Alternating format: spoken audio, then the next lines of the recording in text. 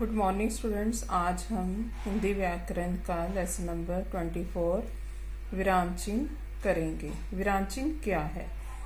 विराम विराम का अर्थ है रुकना या ठहरना, और चिन्ह का अर्थ होता है निशान। किसी भी भाषा को बोलते समय बीच बीच में या अंत में भी हम कुछ क्षणों के लिए रुकते हैं। यह रुकना ही विराम कहलाता है। इस विराम को प्रकट करने के लिए जिन चिन्हों का प्रयोग किया जाता है वे विराम चिन्ह कहलाते हैं। वाक्य के बीच बीच में तथा अंत में विराम को प्रकट करने के लिए निर्धारित चिन्हों को विराम चिन्ह कहते हैं। विराम चिन्हों का भाषा में महत्व। प्रत्येक भाषा में सही सटीक अभिव्यक्ति के लिए विराम चिन्ह आवश्यक हैं। विराम चिन्हों के अभाव में कभी कभी अर्थ परिवर्तित और असंगत भी हो जाता है, जैसे उसे रोको मत जाने दो। यहाँ ये स्पष्ट नहीं होता कि वाक्य में बोलने वाला रोकने के लिए कह रहा है या ना रोकने के लिए कह रहा है।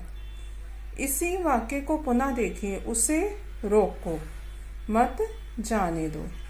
इस वाक्य को बोलने में रोको के बाद वाक्य बोलने वाले को कुछ देर ठहरना है और फिर बोलना है, मत जाने दो।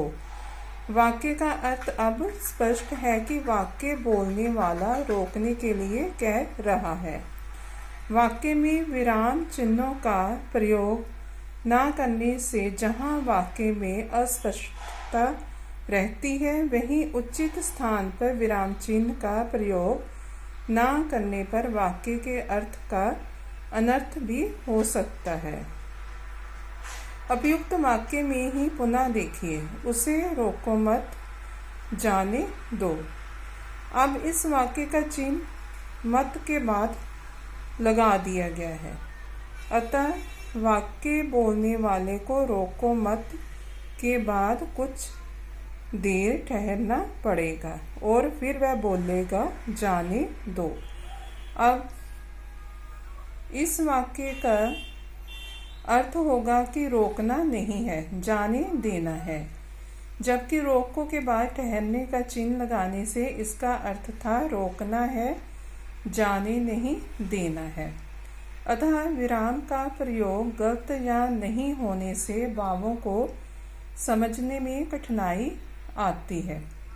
विराम चिन्ह का प्रयोग व्यवस्थित रूप में न करने पर वाक्य के भावों में अंतर के साथ साथ अर्थ का अनर्थ भी हो जाता है। अतः स्पष्ट है कि विराम चिन्हों का प्रयोग भावों को स्पष्ट करने तथा अर्थपूर्ण बनाने में सहायक होता है। हिंदी में निम्नलिखित विराम चिन्हों का प्रयोग होता है।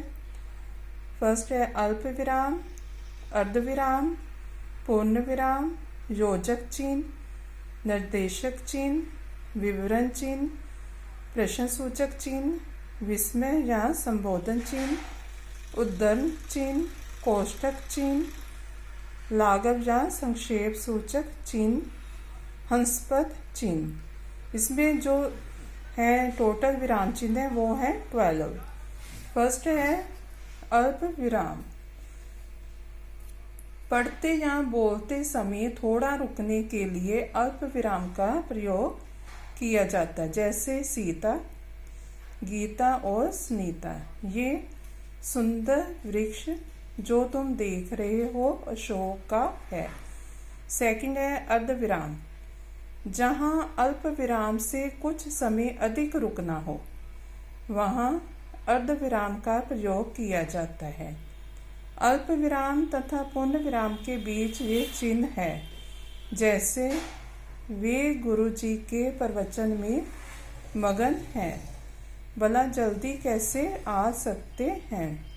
थर्ड है पूर्ण विराम, जहाँ वाक्य पूर्ण हो जाता है वहाँ पूर्ण विराम का प्रयोग होता है, जैसे वह मेरठ गया है। फोर्थ योजक चिन्ह। योजक का अर्थ है जोड़ने वाला। जो चिन्ह दो पदों को आपस में जोड़ता है वह योजक चिन्ह कहलाता है। इसे समास बोधक चिन्ह भी कहते हैं, जैसे माता पिता, सीता, राम, चाचा भतीजा आदि। निर्देशक चिन्ह। फिफ्थ, निर्देशक चिन्ह। ये योजक चिन्ह से आकार में बड़ा होता है। विषय विभाग संबंधी प्रत्येक शीर्षक के वाक्यों, वाक्यांशों अथवा पदों के मध्य समय के भाव को विशिष्ट रूप से व्यक्त करने के लिए इसका प्रयोग किया जाता है। जैसे नेताजी सुभाष चंद्र बोस ने कहा, तुम मुझे खून दो, मैं तुम्हें आज़ादी दूंगा। सिक्स्थ है विवरण चिन्ह। कोई भी विवरण देने के लिए विवरण से पूर्व जो चिन्ह लगाया जाता है उसे विवरण चिन्ह कहा जाता है। जैसे वचन दो होते हैं, एक वचन, बहुवचन। 7 प्रश्नवाचक चिन्ह। प्रश्नवाचक वाक्यों के अंत में पूर्ण विराम के स्थान पर प्रश्नवाचक चिन्ह का प्रयोग किया जाता है। जैसे तुम्हारा नाम क्या है, वह कौन है। 8 विस्मयादि बोधक चिन्ह। आश्चर्य, हर्ष, शोक, घृणा आदि भावों को दर्शाने या प्रकट करने वाले वाक्यों के अंत में विस्मयादि बोधक या संबंध बोधक चिन्ह का प्रयोग किया जाता है। जैसे हे भगवान, ये क्या हो गया। शी, तुमने चोरी क्यों की है। 9 उद्धरण चिन्ह।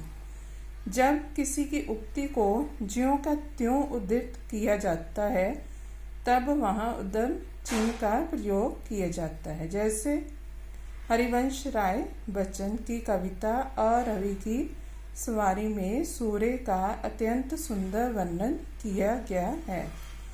तिलक ने कहा स्वतंत्रता हमारा जन्मसिद्ध अधिकार है। 10 कोष्टक चिन्ह। इसका प्रयोग पद का अर्थ बताने के लिए क्रम सूचक अंकों एवं अक्षरों को शब्द से अलग करने के लिए नाटक या एकांकी में पात्र की क्रिया आदि व्यक्त करने के लिए किया जाता है। इन्हें कोष्टक के भीतर लिखा जाता है। जैसे लिंग 2 प्रकार के होते हैं, पुल्लिंग तथा स्त्रीलिंग। 11 लाघव या संक्षेप सूचक चिन्ह। शब्दों को संक्षिप्त रूप में लिखने के लिए इसका प्रयोग किया जाता है।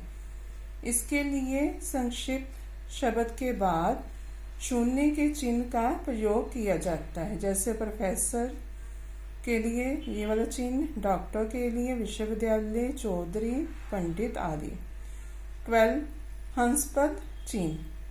लिखते समय वाक्य में जब कोई अंश छूट जाता है तो छूटे हुए स्थान पर हंसपद चिन्ह का चिन्ह लगाकर छूटे शब्द या अंश को ऊपर या हाशिए में लिख दिया जाता है। जैसे प्रेमचंद हिंदी के महान उपन्यासकार थे। संस्कृत भाषा में वचन 3 प्रकार के होते हैं। इसी तरह आपको ये एग्ज़ाम में या आपने जो है कि विराम चिन्ह के नाम और इसके साथ में जो चिन्ह दिए गए वो आपने अच्छी तरह से याद करने हैं।